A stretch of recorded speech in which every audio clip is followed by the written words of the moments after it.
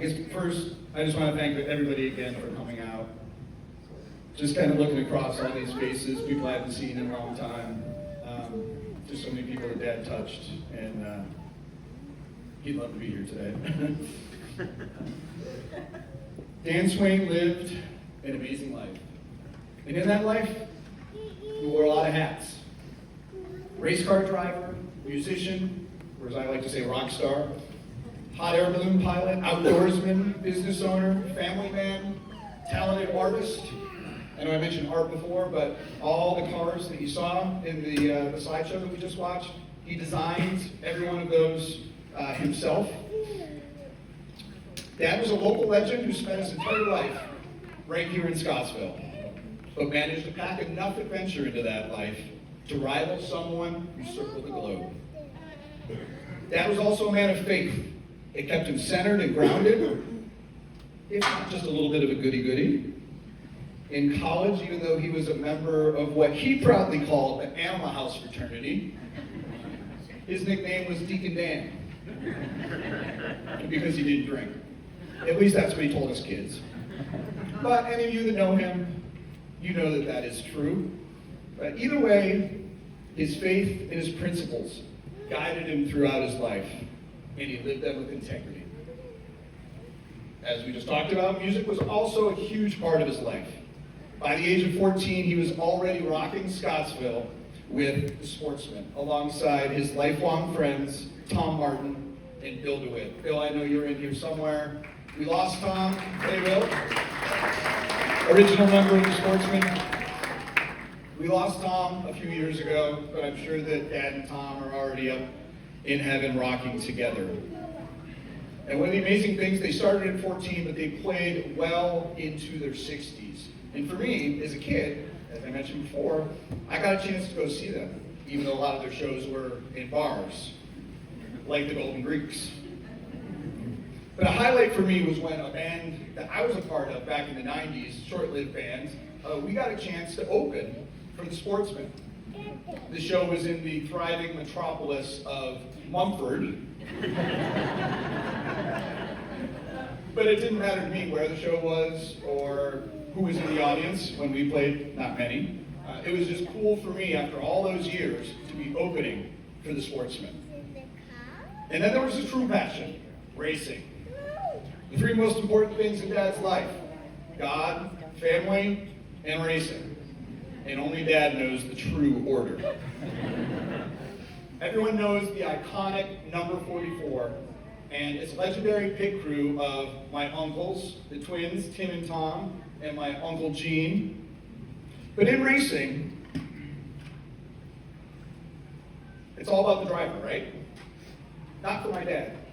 For him, the track wasn't about speed. It was about family, and it was about camaraderie. Dad elevated his brothers to the same level as him. He always emphasized Swain Brothers Racing. It was on all their cars. In fact, in 1972, the boys took home the New York State Championship, and their car that year was called the Family Affair Chevy. It was emblazoned on the hood. In fact, it's in the video that we just watched, which will be playing on a loop hopefully later, so you get a chance to check it out. I'm sure it's probably over here as well. But like I said, it was all about family. So it wasn't just about my dad. He made it about his brothers. What driver does that? Only Dan Swain. But some of my fondest memories of Dad, they're not about his accomplishments or his adventures. They're some of the simpler things.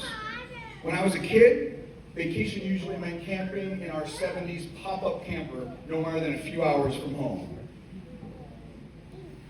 A few years ago, I posted some pictures on Facebook from the old days, and my mom made the joke that people are going to think that you grew up in a camper. She's not wrong.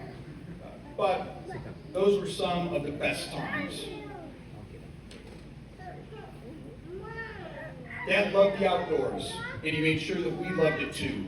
When each of us kids turned 7 or 8, he took us on our own weekend camping trip. It wasn't just about sleeping under the stars. It was about him teaching us survival skills and showing us how to appreciate the woods, the water, and the quiet. Later in life, when he had a little bit more money, Dad, along with Mom, discovered cruises, which I know there's one of the tables around here is the cruise table. We actually made it one of the themes. He and Mom were able to check off 20 to 30 countries from their bucket list. So from the pop-up camper in the Adirondacks to the Caribbean and beyond, that was Dad. Always finding adventure, always living life to the fullest. And of course, he carried that same spirit into being a father. He coached me in soccer, baseball, and hockey, and of course, during our racing days, he was my crew chief, and he did the same for Shannon and Ryan. He never missed a game, a race, or an event. He was our biggest fan. And I was his. Seeing his pride in my accomplishments was one of the greatest motivators of my life. One of my favorite memories is from when I competed on The Amazing Race. For me, one of the best parts, it wasn't just traveling the world or being on TV, it was experiencing it all through Dad's eyes. I flew home the day after filming Lap, before it was on TV, and he took me to Tom Walls for lunch, where he grilled me with questions. Of course, because I had signed a contract with CBS, I couldn't answer most of those questions. Either way, after that, somehow right from the beginning, Dad just knew that we were going to win. And of course, he was right. After the race, he and Mom came to New York City for the finale, and I'll never forget the smile on his face the whole time, through all the publicity, the interviews, and the parties. And for me, looking back at it now, as incredible as the race itself was, the greatest part of it was making Dad proud. Dad also taught me one of his favorite lessons in life, to approach every situation and perform every task with enthusiasm. In fact, he's probably looking down at me right now and saying, I don't have enough enthusiasm up here right now. But he was a shining example of living life with enthusiasm. He lived it every day. Sometimes maybe just a little bit too much enthusiasm, especially if you happen to be a referee or an umpire at one of his kids' soccer games. During my high school soccer days, before every game, a lot of my friends would ask, is your dad going to be here today? And it's not because they were worried about the other team. They were just happy to see that Dad was going to be there, running up and down the sidelines, giving the refs a hard time. And actually, a quick aside, one of Shannon's teammates that she played soccer with for years, Garrett, she couldn't be here today, so she sent my mom a card, and we just got it yesterday. And she mentioned in the card how much she remembered Dad being at all the games and being on the sideline throughout their days there in youth soccer and when they played at Wheatland Chi-Li. So I just love that we got that yesterday, because this speech got written a little bit before yesterday. Then came the grandkids. In his later years, nothing lit him up more than being with them. Even as Alzheimer's slowly took his memory away, his love never faded. And even in his last days in hospice, and so for anybody here who's had a family member with Alzheimer's, he still recognized this. Now, obviously, a lot of you won't know because you weren't a part of those last days. But during the last few years, Dad couldn't speak. He could mumble, and he thought he was speaking, and he said a lot to you, but it didn't make any sense. And so he couldn't communicate with us. But even the last 10 days that he was in hospice, when a family member would walk in the room, there was a spark of recognition in his eyes. So whether it was his brothers, whether it was his grandkids, whether it was obviously my mom, who was by him every single day throughout the whole thing, that spark of recognition was there, and that was very special. So Dad showed me what it means to work hard, to love your family, to live with faith, and to chase adventure without hesitation. He was the kind of man who could build something from nothing, who could laugh through the hard times, and who could smile on everyone's face. So today, as we celebrate him, let's do it with gratitude. Gratitude for a life well lived, for the adventures shared, for the laughter, the music, the camping trips, the cruises, the races, and most of all, for the love. I was lucky enough to call him Dad, and I'll always call him my hero. His love, his stories, and his examples will live on in all of us. Thanks, Dad.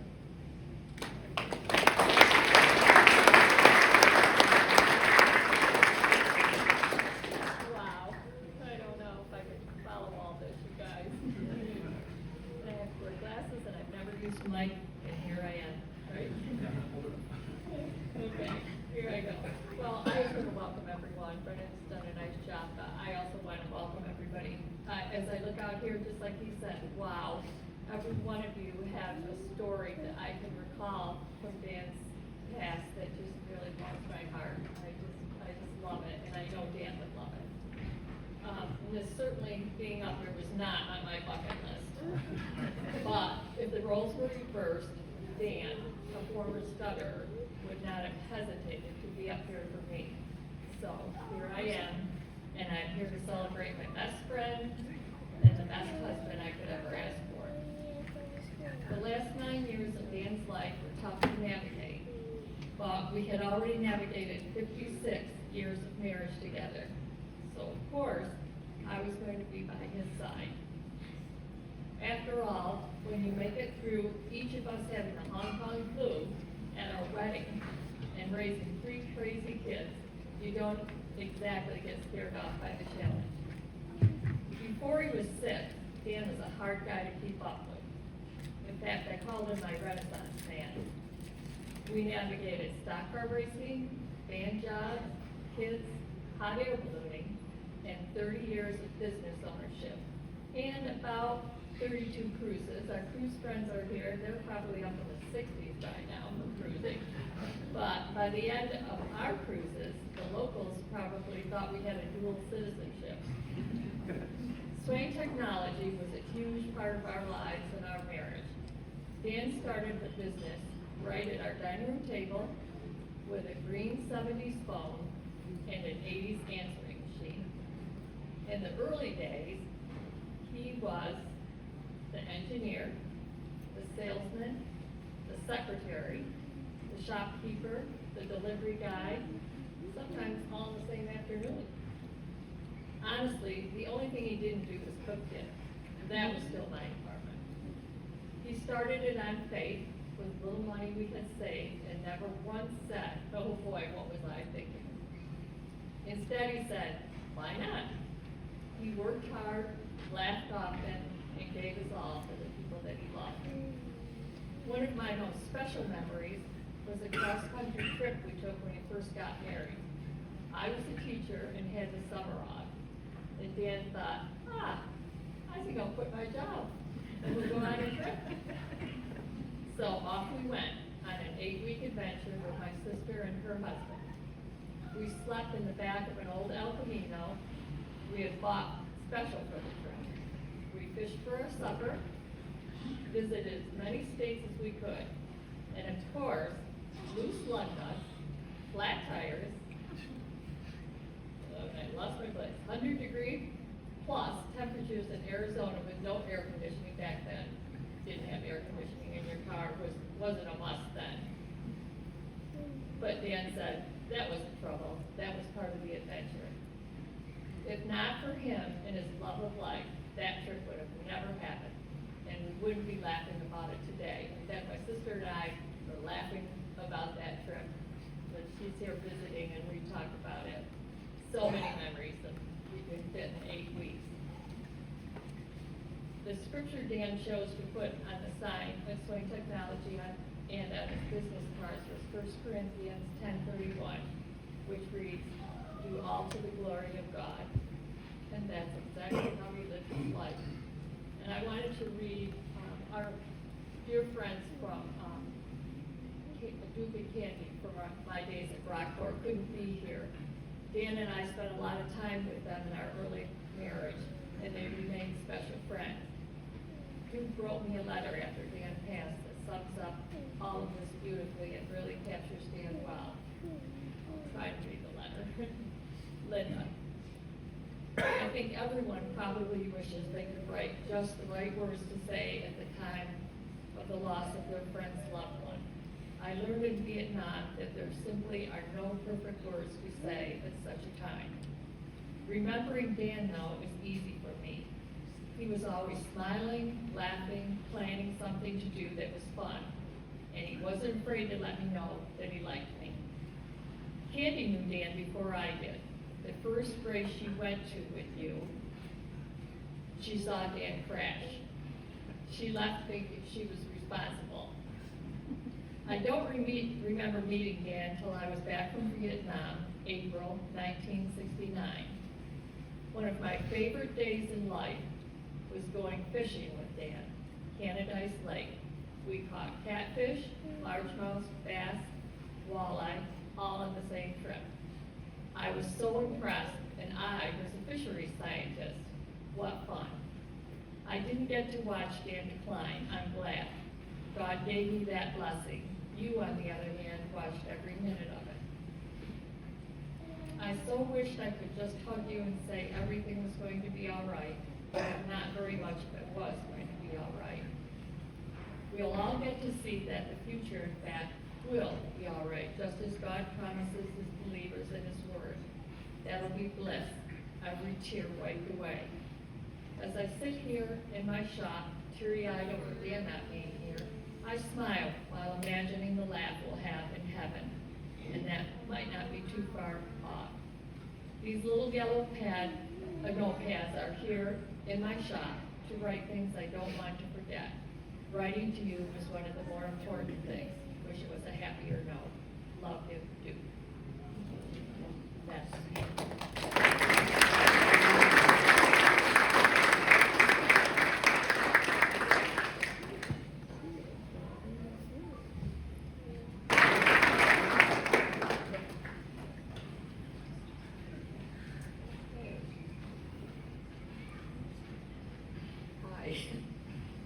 I met Dan about 57 years ago. My sister brought him to John's in my wedding rehearsal. Immediately, I knew that they were a perfect match. Right off the bat, you knew he was a gentle soul.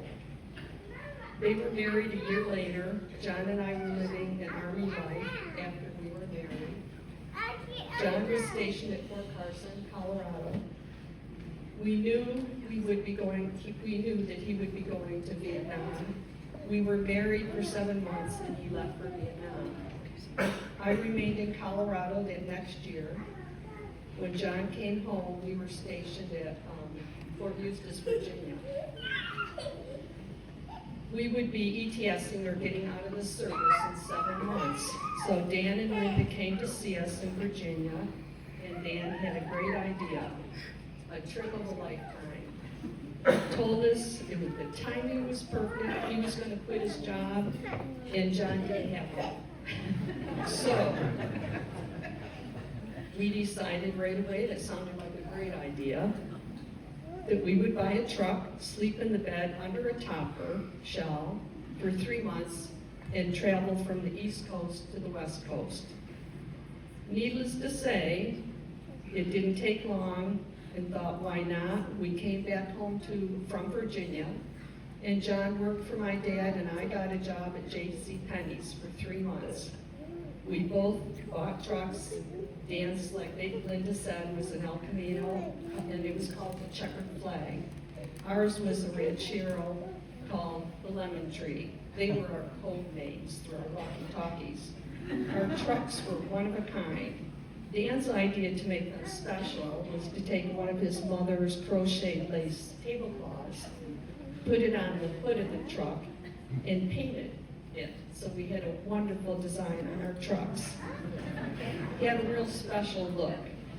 So John joined, I don't know what that is. They were one of a kind with their beautiful design. We headed off with the walkie-talkies and excitement.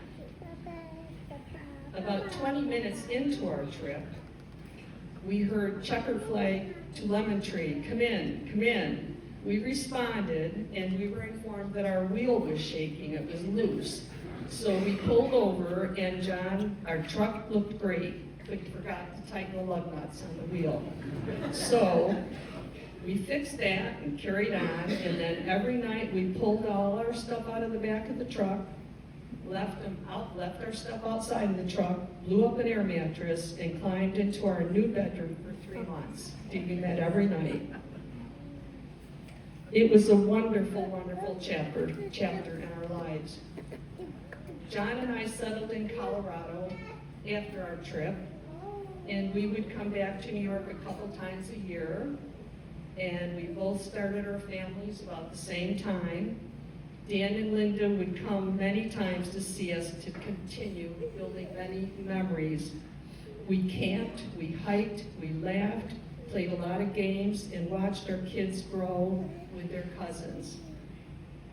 Our husbands were close and had many of the same interests. They took up fly fishing. Dan helped John to play the guitar. They loved trying on cowboy hats when they came west, and found a few real handsome ones. Dan convinced us one time the best meal to try was grilled bologna. If you've never had it, don't ever try it. It was awful. He bought it about an inch thick, and we grilled it on the grill, and he was so excited. Isn't this wonderful? And we all just kind of looked at him like, yeah, we're never having this again. Dan and Linda led a Cinderella marriage. They loved being together, built a business together, and had many memories for their children and grandchildren. And we wish them, I got a lot of papers here, you guys, I can type later. Dan and Linda were diamond cruisers. Dan loved planning and Linda loved going. We celebrate all of Dan's accomplishments. Linda had many years earlier than Dan studying the Lord, but Dan was quick to follow. Their strength in the Lord and family was so very strong. They had some challenges, but would always say, it's in the Lord's hands.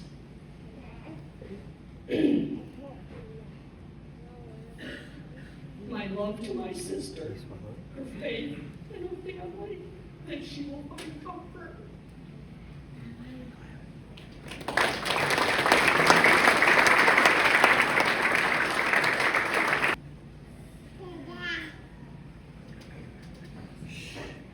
Okay, I'm the oldest, and I'm old.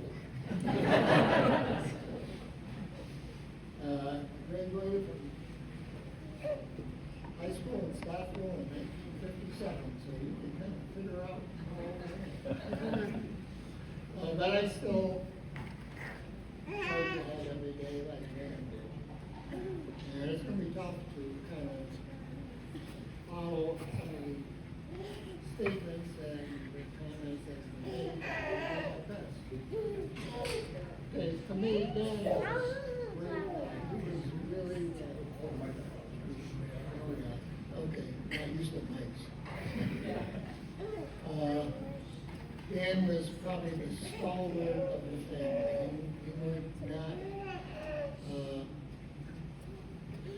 he would just not go ahead and deny anything. He was a great guy. That's what my starting comments are. He could do anything. That's one guy that could do anything you could imagine. He was a fantastic athlete. I think he was all county and all sports he ever played. He was the best.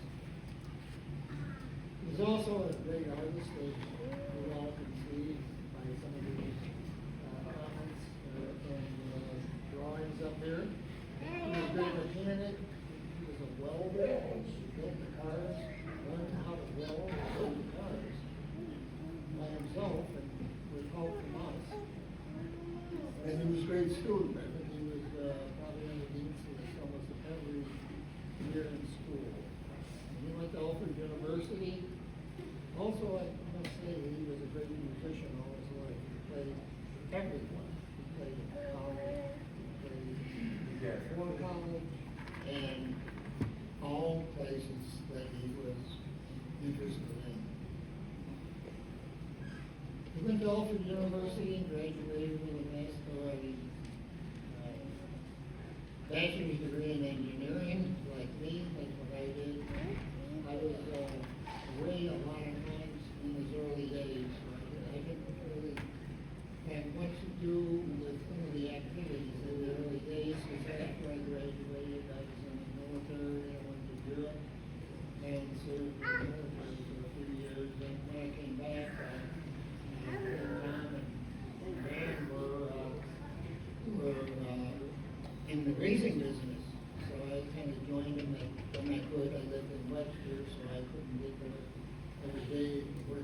hard like they did, but I tried. Okay, after Alfred, he went to General Motors for a while, and didn't like that very well, I remember that. And then, he went to Haney Industries and worked at Haney Industries for quite a number of years, and developed a lot of their ceramic business, and he was great.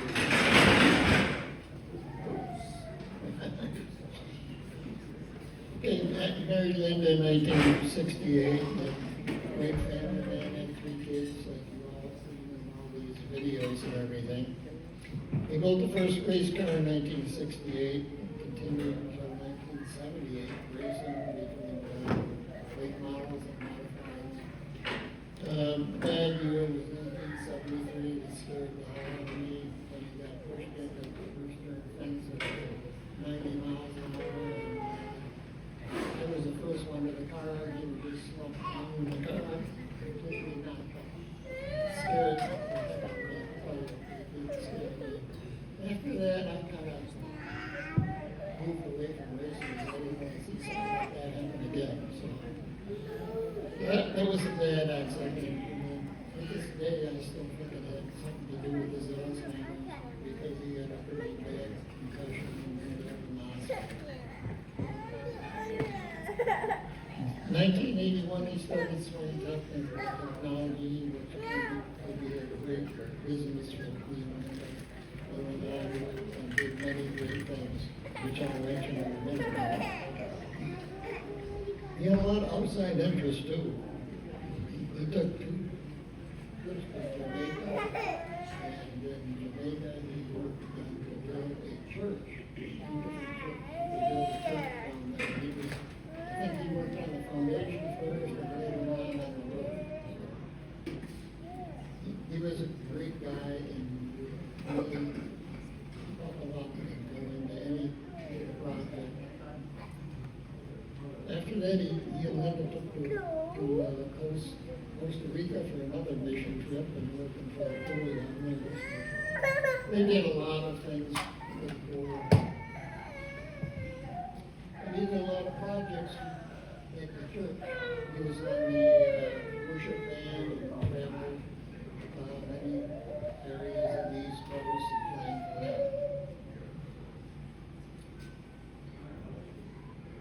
Also, I think many who know this clearly mentioned, he played with Mick and the Nice Guys in the 80s, and very successful with them.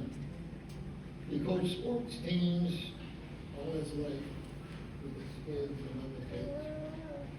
Raced go-karts with his brothers and their sons, and had a great time with them on racetrack with go-karts. In the meantime, Swain Tech kind of thrived, really. And this was some really important things that happened. I'll get to the second page. There you go. Swain Tech developed some coatings and things for spacecraft engine parts, which were quite important to the space program. He worked at Kodak, he worked for Kodak and other small companies providing all kinds of rebuild parts and other information on coatings, which were high performance. He, one of the first big projects, not really the first, but one of the big projects he worked on was, how many people in here have iPhones? A lot of people have iPhones. If you know, the glass was developed by Corning with help from Dan.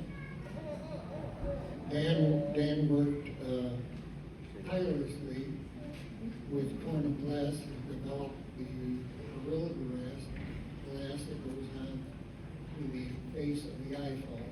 And that was an amazing process. What happened was, I remember I was there one day when they came, and they came up with a big trailer truck, and it was loaded with big pipes. And these pipes were also, before they think at the pipes, we had also armed guards with them. And I said, why would you have armed guards with a truck? Well, the pipes were made of pure platinum. And that was the first coatings he worked on, coat the pipes so they would not lose temperature. So they worked with them for many months, did a lot of things. Now that process is all over the world. So Dan was really instrumental in developing the first iPhone glass. Okay, then you retired in 2007, worked part-time for 6 months, and worked with the kids, did a lot of coaching, things like that. And then Alzheimer's came along in 1918, which was a real disaster for him and for the family. He still fought it, and these days, when he went to the memory care home, he was always walking. Walk, kept moving to the last day. Some of the big problems he overcame was he was stubborn when he was a young boy. That really set him back a little bit. My mother, public at Geneseo every day.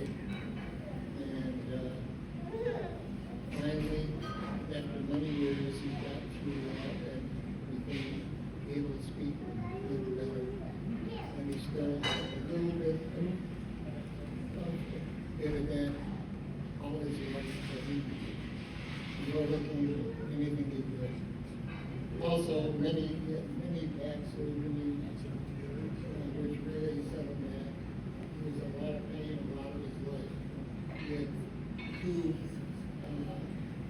back surgeries that required fusing together the vertebrae. Meant that a lot of the pain was transferred to the other vertebrae, which left me around. That's what I have to say. He was a great guy. I always loved him. We got along great, and miss him.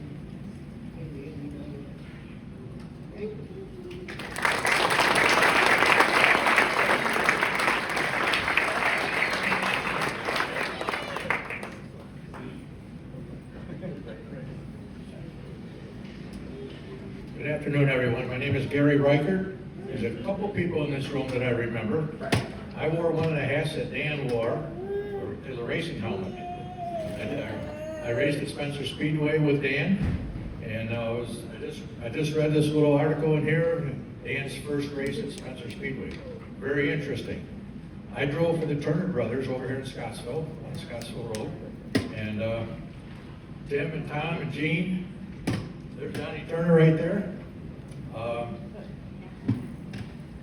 It was a wonderful trip all around the racetracks that I raced at, and Dan was at quite a few of them.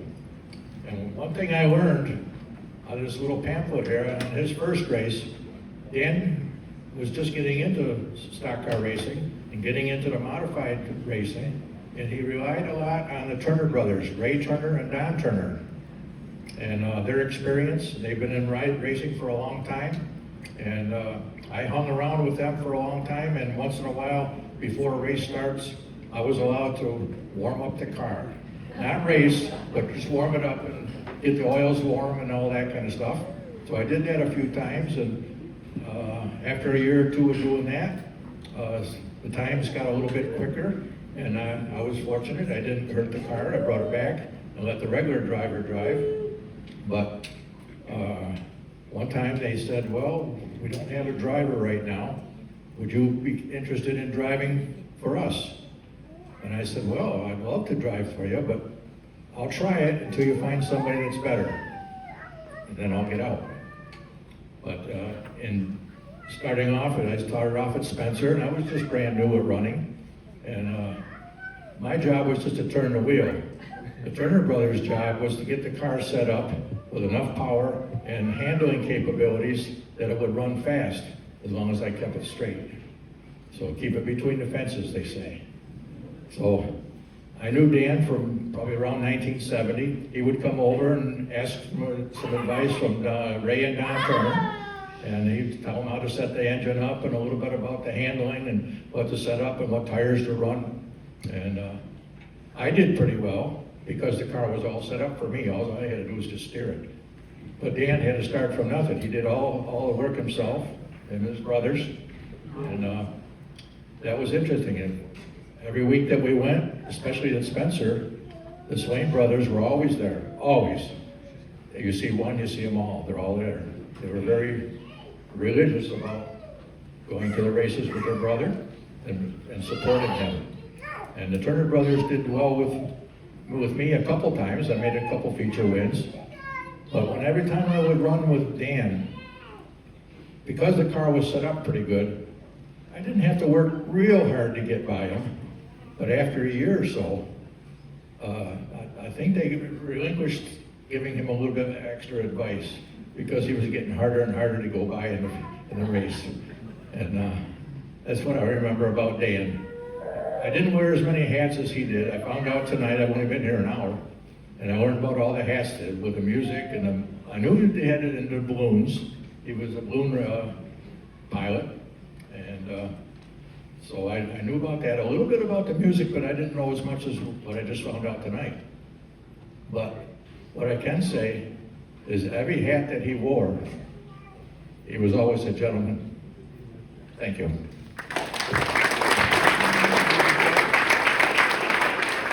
But we've just kind of met.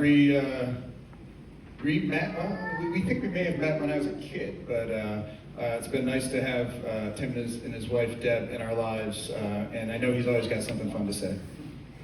Thanks. As Brendan said, my name's Tim Smith. Just to connect the familial dots on this, my mom June was Linda's mom Hazel's youngest sister. And so my family ended up going to North Carolina for a decade, basically in the 1960s. And during that time, we would come back and make extended family vacations here, always at Christmas, sometimes during the summer, and we would end up staying at the houses of aunts and uncles. And the context that, I originally got to know both Linda and Colleen, for that matter, the best was during that time when we would be, staying with them. And I knew Linda pre-Danny, and then I also knew Linda post-Danny. And I remember when he came into the picture, it's like, oh my God, what a complete package this guy is. I mean, he's great looking, intelligent, kind. He's like a rock and roll star. Oh my God. And, just to put a cherry on top of the whole thing, the guy's a race car driver. And it's funny how your brain just stores little trivial nuggets sometimes, but there's just a few little things that I, for whatever reason, never forgot. Little things with Danny from way back during that period. When we were in North Carolina, our Christmas tree lights did not blink. They were either on or they were burned out. And I remember being at Linda's house one Christmas, and it was the first time I had ever seen flashing Christmas lights on somebody's tree in their house. And I remember talking to Danny and saying, that it's so cool, they look so good, but also the bulbs are gonna last twice as long. And I remember Danny, in his kind wisdom, looking at me and saying, well, actually, because of the extra stress that it puts on the bulbs, the blinking lights, they don't last longer, they actually last shorter than the standard ones. And again, it's just like so trivial, but I just remember that. And Linda's parents had a cabin up in the Adirondacks near Lake George, and they would have us go up there when they would go when we were in town. Another just minor thing I remember, there one time I see Linda sitting at a desk writing, and I just walked over and kind of wanted to see what she was doing, and I looked at the page in front of her, and she had done the signature, Linda Brain Swain. And I looked at it and I said, Linda, isn't that supposed to be Brian? And she said, no, Danny is so smart that Brain is one of my nicknames for him, and that's why I signed it that way. And the one more from Old Forge. their cabin was so remote that sometimes bears actually wandered onto the premises up there. And I can remember being there one morning, Danny calling me, he said, "Tim, come here, look out the window here." And I walk over and look out, and there's a bear foraging for food right there in the yard. And it was just like, kind of a scary thing, seeing this wild bear through the glass only feet away. And I remember being frightened at first, and then having this feeling of tranquility come over me. I knew that if push came to shove, Danny would just go outside and beat up the bear and save everybody inside. Those are my memories of Danny from long, long ago. A lot of the pictures on there are on the boards in the back and up front. I'll make sure right now what Gary talked about, the story of Dan's first night at Spencer, put these up here. As I said, please don't take them home just yet. Leave them so people can read them. And I guess let's party. So everybody have a good time. By the way, we do have sodas are free. So if you want to drink soda, ask for it at the bar. It's cash bar. Other than that, the food's out and the dessert should be on its way. So thanks everybody.